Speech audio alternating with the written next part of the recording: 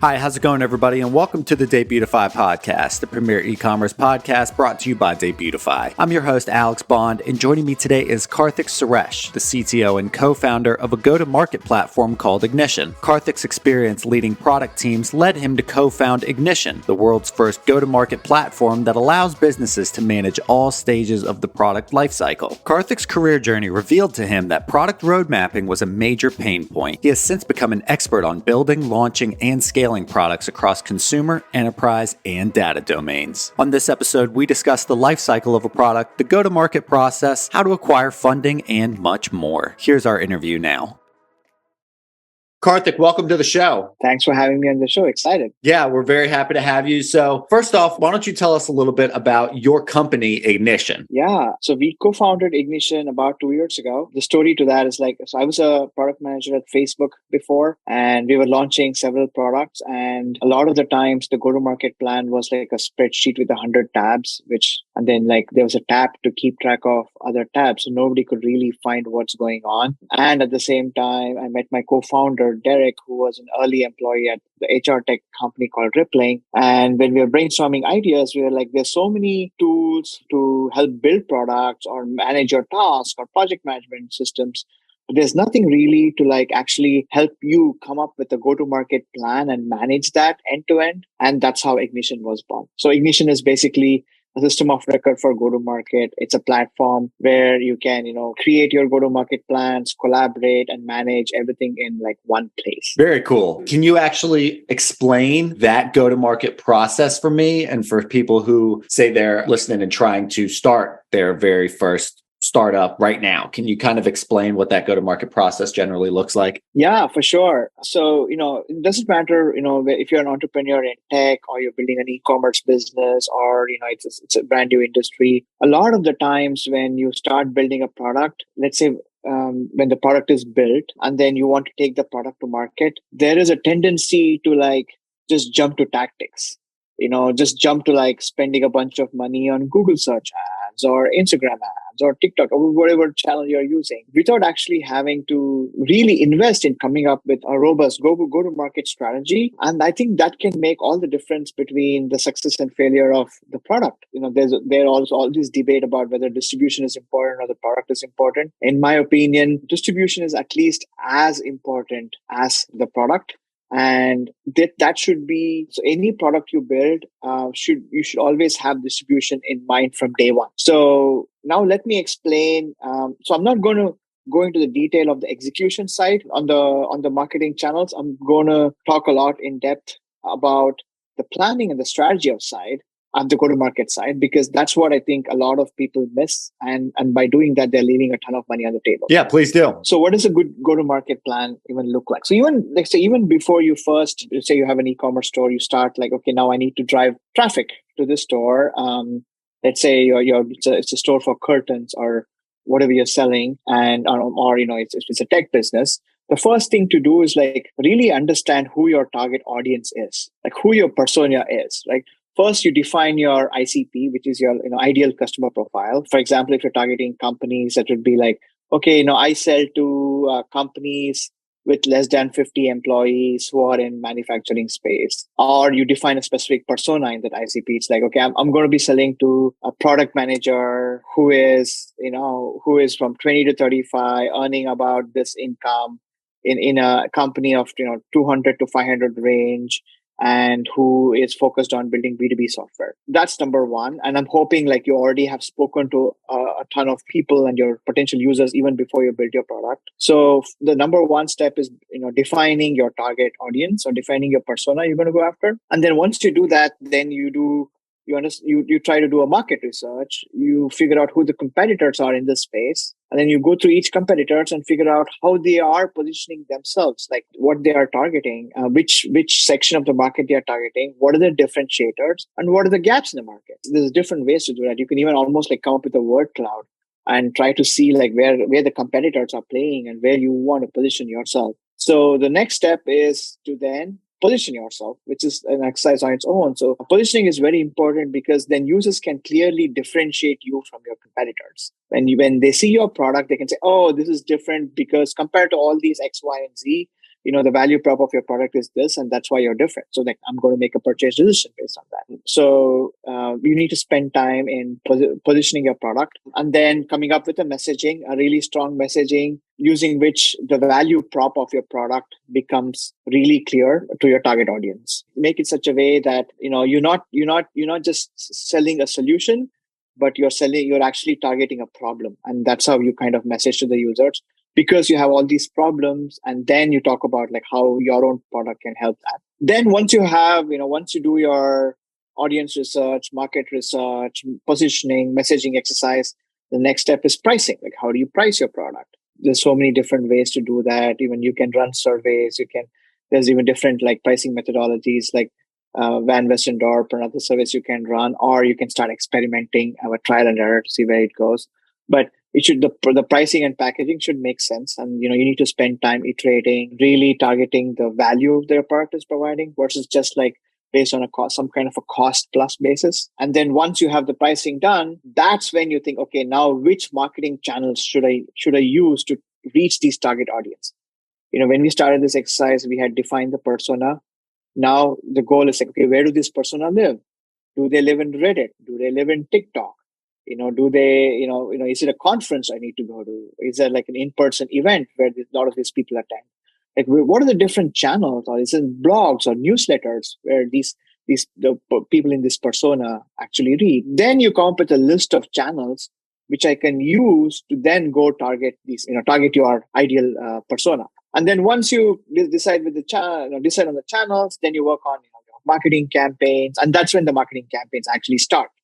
Where you work on your assets, you work on your copy, you have a budget, and you start placing all these campaigns and optimizing them. So, but as you can see, there's so many steps you need to do before you reach this the marketing campaigns part.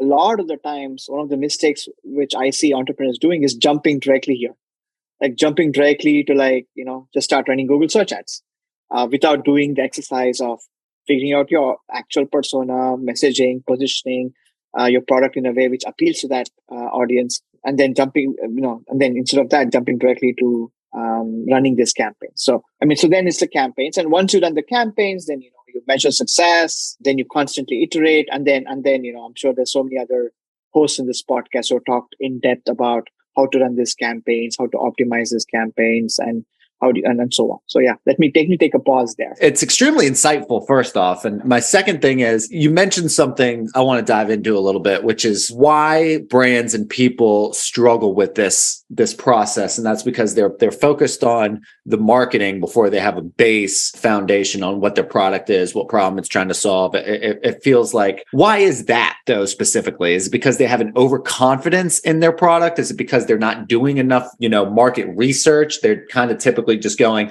I know my product, I like my product, and I think it can sell, so let's worry about selling it? Or kind of why is it that they're so focused on this back end instead of the front end, do you think? Yeah, I think there's a couple of reasons. One, I think it requires a lot of discipline and structure to actually, an time investment to actually think through this. And a lot of the times once you're built, you immediately want to see if this product can have an impact, right? And then you want to kind of jump directly into the tactics. I think more importantly, I think this is especially true in the tech space, where people think you build an amazing product, people will come.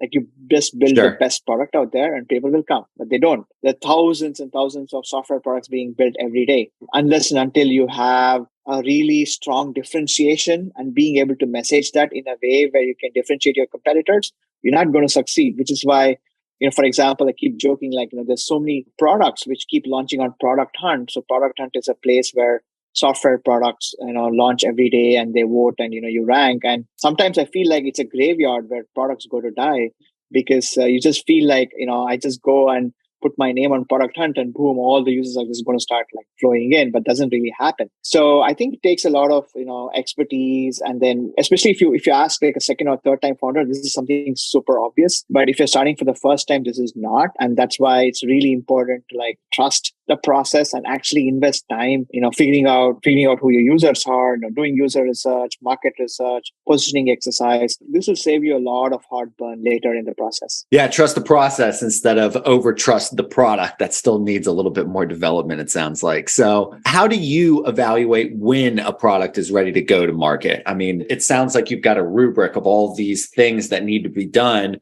but to dive into the actual development of the product itself, how do you know when it's ready? Yeah, so I can speak to that more in the software space, given my background. So that's why you have like multiple phases in the product launch process. For example, the classic phases are like alpha, beta, and general availability. So what you generally do is when you have a new feature you want to add to your product, you do like an alpha release, which is you basically release to a small subset of customers who are very loyal and who's not going to churn even if they have a bad experience, and who are willing to give you feedback and then test it out to see if it's adding value. And then only when you confirm that it's actually adding value, then you move to beta, which is basically a larger distribution.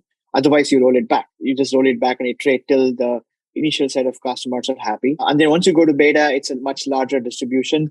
And then you just kind of confirm all the assumptions you made in the alpha are actually right. And that's when going to general availability is when you really kind of invest in like a full-fledged go-to-market like campaign, whatever your depending on your budget and so on. So that's kind of how I'd approach rollout of products. But again, this is very different if you're starting out a business. If you're an entrepreneur, you're starting out a business, you don't have an existing set of customers to actually go test this with. So you really have to then figure out, what is like MVP or, what's your MLP, which is like the minimum lovable product, which you can build without, wasting a ton of resources, and try to get into the hands of your potential customers as soon as possible and incentivize them to try it and give you feedback. And only when you get an answer like, oh, hell yeah, or, when can I put my credit card down, or things like that, that's when you know that you're ready to launch. Until that point, you need to keep iterating again and again and again. But the last point I would add to this is like, especially this is true if you're talking to users. If you're building a new product, a lot of the times you talk to your own network, which is your friends or family. Unfortunately, you will be getting a lot of wrong signals because you'll be getting a lot of false positives.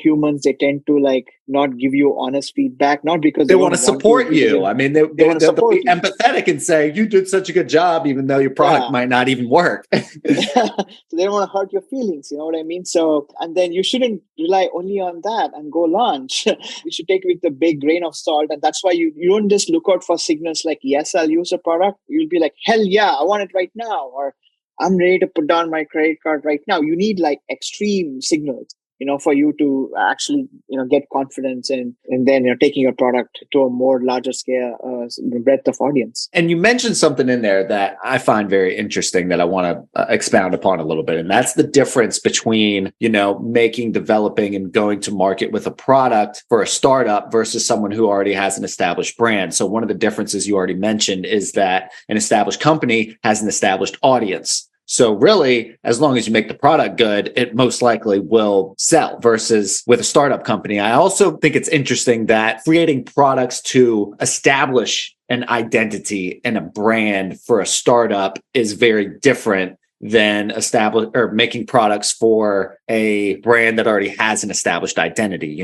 Apple has a very distinct identity in the products that they make and they package and they sell. So making something that complements that is going to be very different than creating a whole new identity for a brand. So my question to you is, how do you approach developing a product for a startup versus one that's already well established like that? Yeah, that's a great question. I think if you're well established, you're going into different problems. Again, talking from more of a software perspective, like let's say you're launching a new product. Given that you have an existing customer base and you have a strong brand, there's a really high probability that all your customers will at least give it a shot, start using it, or at least start trying it out. But there, the problem is like, I've seen like in larger companies, there's a huge alignment problem. For example, I've seen like the company will ship new features to this product and the salespeople won't even be aware of it. Other customer success people will be like, oh, when did we ship this new feature? And then if somebody asks questions, I'm like, oh, I have no idea that this even shipped. Oh, wow.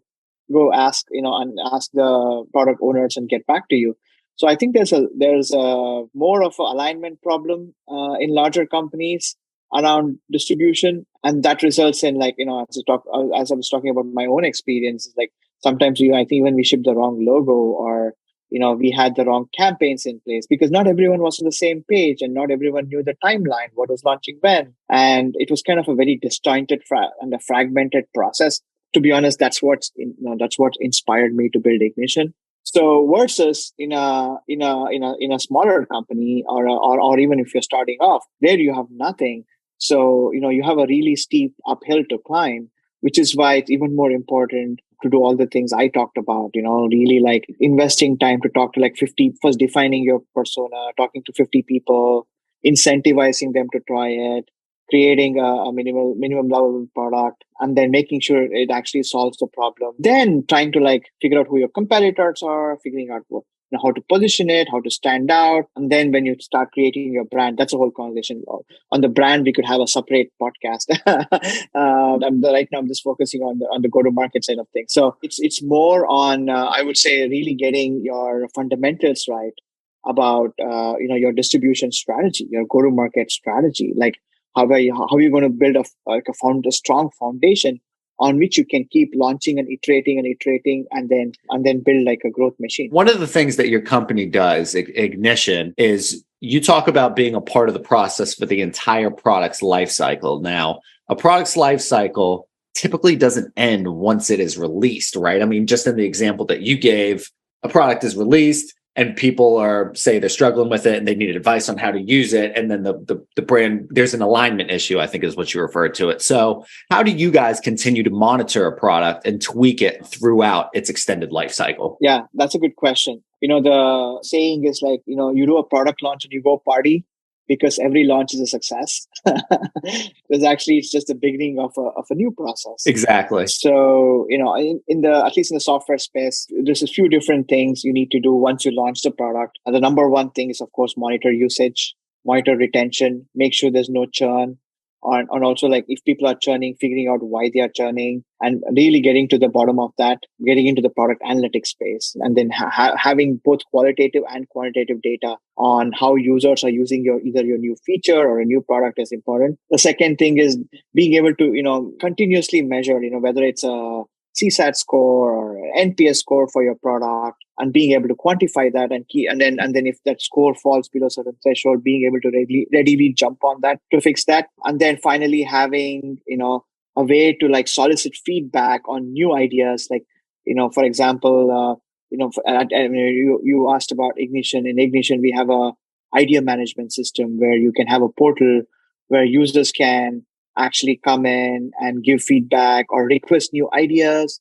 They can vote on the existing roadmap, help you prioritize the roadmap, and give you feedback. So some sort of a feedback management system to help you iterate on building new features, innovating your product. I mean, I'm not talking about the customer support side where you have like a Zendesk or whatever software you're using to fix customer issues or, fix the bugs you find. This is more on figuring out, okay, like now that you launched it, are people happy? Are people using it? And then what new features do they want? And how does the customer want you to iterate on your existing product? Which is it seems like a no-brainer when I talk about it, but it's almost funny that when I talk to a lot of product owners, how a lot of it is based on intuition or the loudest voice in the room, and not really like based on data. I mean, if you have customers, just listen to them and deploy platforms to be able to like get the information in as efficient way as possible, and then divert it to the product owner so they can help the customer insights prioritize the features in the roadmap. So that's another thing which we do, for example. And I can imagine that a lot of times when people launch a product, then it is sell, put this in people's hands. Let's increase the sales of it. We put all this time into developing it. So, 90% of our effort should go into selling it, not elevating it. Not even like what I'm hearing you say is fixing it, but elevating it and developing it for when that next version or update comes out. It's twice as good. And then people will be even more invested in maybe wanting to buy that version if they're not buying this version, because, word of mouth is a very powerful thing. So now kind of moving on to the end game, you work with a lot of products and a lot of different companies. So how do you know when to cut your losses on a product? So what does that evaluation look like? Eventually, there's got to come to a point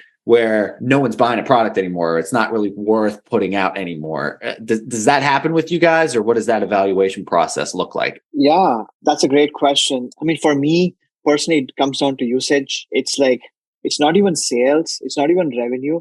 It's basically like retention, right? For me, the retention is the single biggest driver of product market fit. Are the users coming back to use your product every day or every other day or every week or every month? If it's like a more of like a CPG kind of a product you're selling to e-commerce businesses, like, then are the people, are they coming back to buy the product again and again every month? Are they referring people?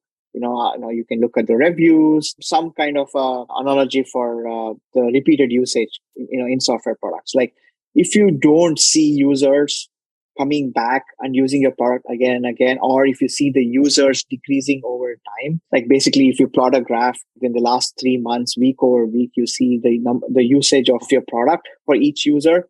And if that keeps coming down, if the people start churning and if you cannot retain users, that's a clear sign you need to cut your losses. What I'm hearing you say is you take the financials off the table because it's just a matter of time anyway if people aren't using the product. I think that's a pretty, sounds obvious. That's what you said that really resonated with me earlier in this conversation, is a lot of this stuff seems obvious, but I think we get so unfocused on doing what we want to do that the base stuff that feels really obvious might fall through the cracks sometimes. Acquiring funding is a pretty difficult process that a lot of entrepreneurs struggle with. Some people think that's like a fun part of it. Some people are like, that's the most difficult part. How do you navigate that? And what advice do you have for entrepreneurs trying to acquire funding? Yeah. So again, it really depends on the type of the business. A lot of the times, I would always encourage people to at least the first phase bootstrap and build something which they can show that there is value in the market, and which is like basically building this MVP, showing it to like 50 users, and then getting commits that they would use it if we build out the full product, for example. I think till then you need to like do it yourself. And then once you get to that stage, then there's a few options, like especially in the tech world. The obvious thing to do is raise like a friends and family round or an angel round.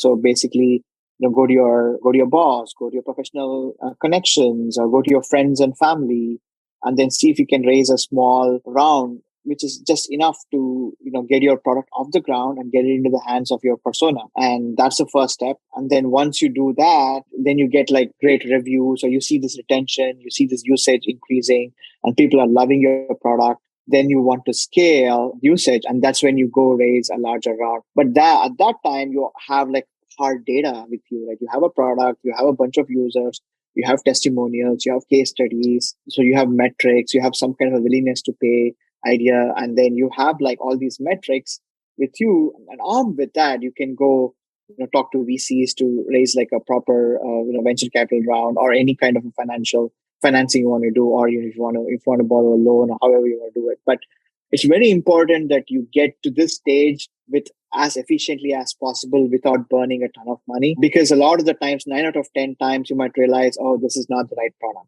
or I want to pivot, I want to build something else. And it happens again and again and again. And then if you've already taken a lot of money in doing that, then nobody's going to give you a second chance. So that's kind of what I would recommend. Sure. And I think that the angel round with friends and family and professionals, people that are already kind of in your network, that's an easy way to take that pressure off at the same time too. It's not like this is do or die. I have to, when you're talking, when you get these kind of once in a lifetime opportunities, when you're talking to people like, all right, I have to make this sale essentially, or my product is dead. I think it's a good way to boost that confidence a little bit and kind of take the pressure off of those bigger meetings. So you mentioned earlier that you worked as a PM or product manager at Facebook, and you actually worked in their Reality Labs division, if my research is correct. Yeah. How did that role prepare you for your work at Ignition?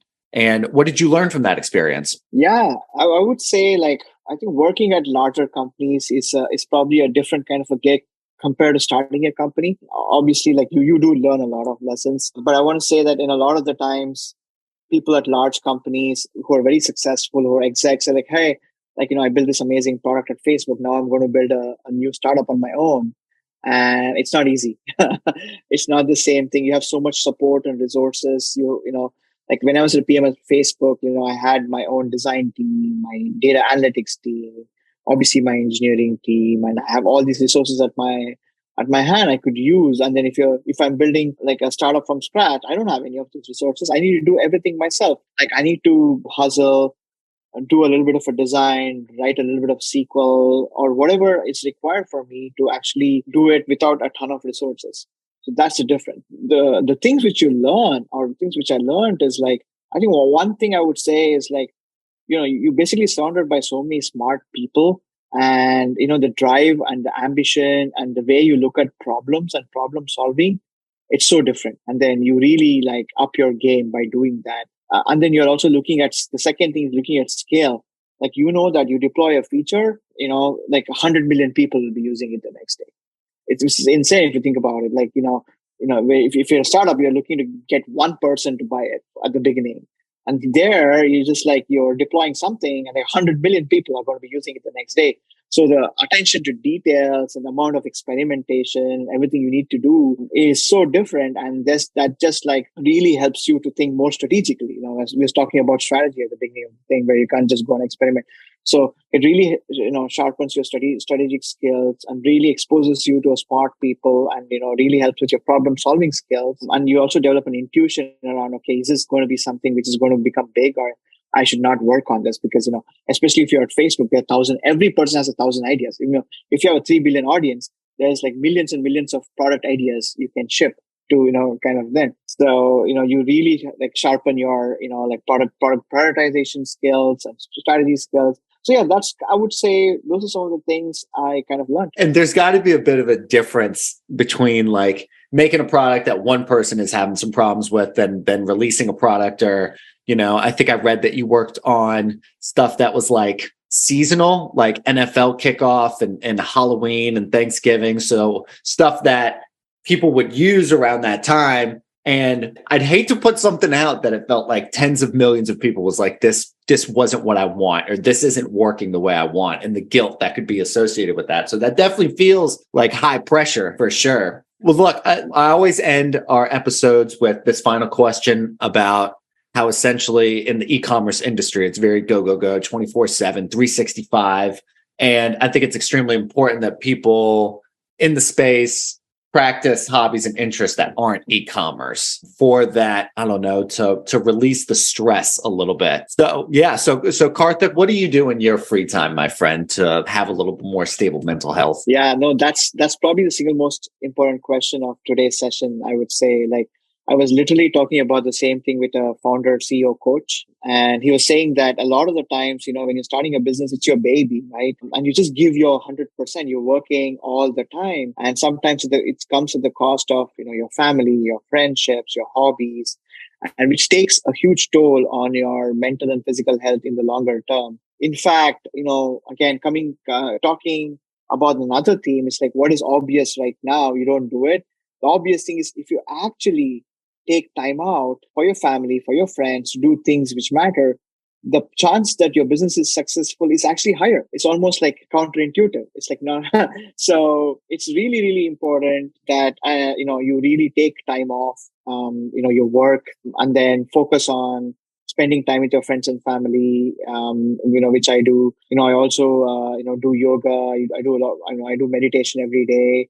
And I think meditation has really helped me like to, zoom out, not just be like, go every day, just zoom out and have like a 30,000 foot view of like, where my life is. And also like come up with a roadmap for your own life, priorities for your own life, right? But like, just like the way you would do for your business, like how you, want to prioritize. Obviously, if business is taking 80% of your time, make sure you have the 20% of your time in a day for your own activities, and prioritize based on your own passion. I mean, I've done 3 startups, and, I've been working for the last 15, 20 years. So the only thing which is constant is change. Things change so fast.